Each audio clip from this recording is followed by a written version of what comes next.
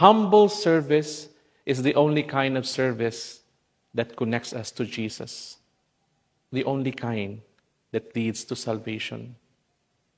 Mga kaigsuunan, nasinati ba nimo kini sa imong pamilya, komunidad, parokya, trabahoanan o eskwelahan? Nakabuhat ka ba niining matang sa pagpangalagad?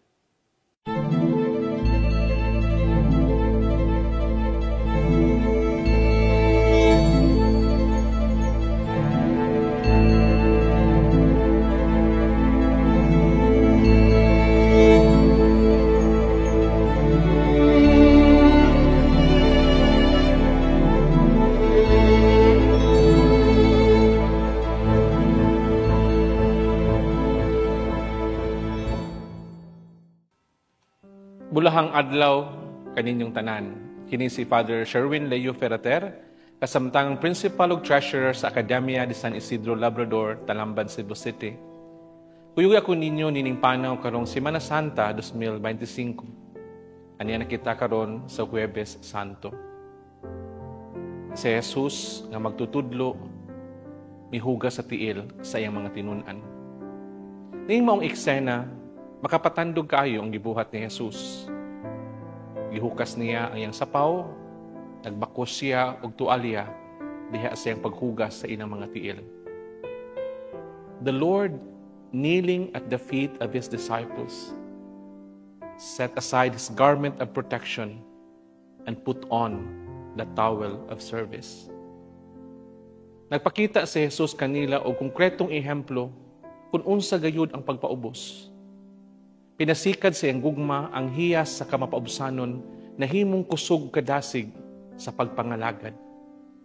Ginaingon pa, humility in its nature of lowliness and nothingness has nothing else to go but outward itself.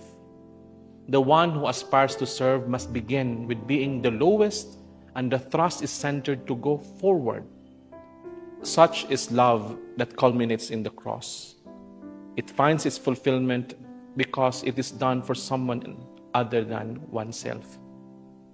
Sa tumang pagpaubos, gihugasan niya ang abugon o gikapoy nilang mga tiil. Ug human ni ana, iya silang gimanduan sa paghinugasay usab sa ilang mga tiil. Ang maong ehemplo di ay ang tuyo ug tumong niini nga alang ni Jesus ang usa ka disipulo, mantigo gayud nga mga lagad sa iyang isigkatawo, inubanan ang mapaubsanon na kasing-kasing. Humble service is the only kind of service that connects us to Jesus. The only kind that leads to salvation. Mga kaigsuunan, nasinati ba nimo kini sa imong pamilya, komunidad, parokya, trabahoanan o eskwelahan? Nakabuhat ka ba niining matang sa pagpangalagad?